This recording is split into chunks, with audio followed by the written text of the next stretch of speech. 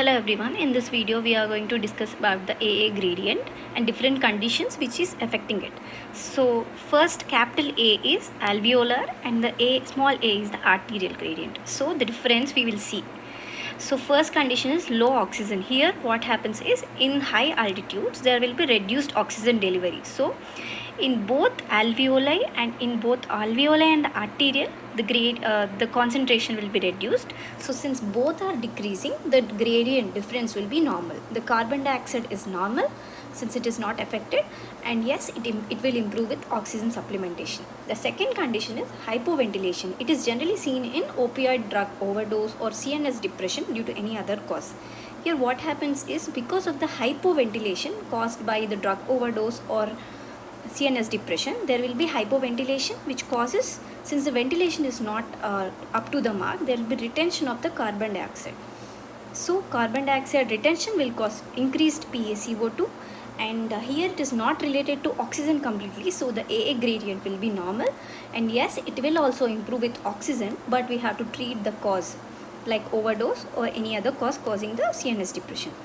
The third condition is diffusion limitation. It is generally seen in interstitial lung diseases, pulmonary fibrosis. Generally in the restrictive lung disease we will see here. What happens is there is thickened membrane, alveolar membrane. The oxygen entering the lungs will be normal, but the diffusion doesn't happen completely because of the thickened membranes. So here the arterial, the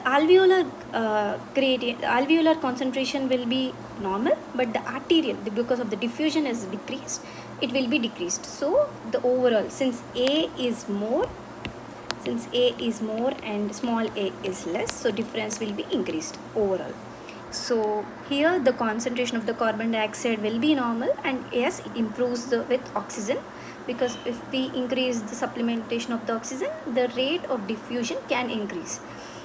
The fourth condition is shunt. Here it is not completely related to the lungs. It is generally related because of the cardiac shunting or any collapsed alveoli where we can see in ARDS. Here also the air entering the lungs, that is alveolar concentration, is normal. Same condition occurs here. It is entering the arteries is decreased, so here also there will be increased gradient. The carbon dioxide is normal.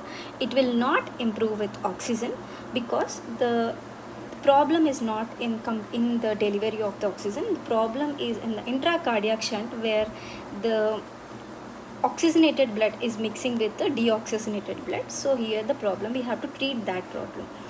Fifth condition is ventilation perfusion mismatch. Here what happens is either the ventilation is normal or perfusion is decreased, or either perfusion is normal and ventilation is decreased.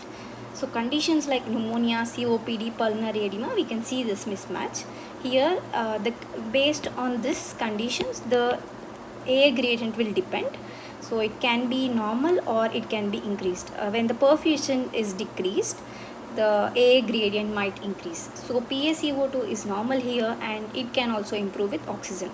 So overall, the first, third, fourth, fifth, except the hypoventilation, in all the conditions the carbon dioxide concentration is normal, except in hypoventilation. The AA gradient is normal in high altitude and CNS depression, hypoventilation. It increased in shunt and diffusion limitation, and it can be increased or normal in ventilation perfusion mismatch.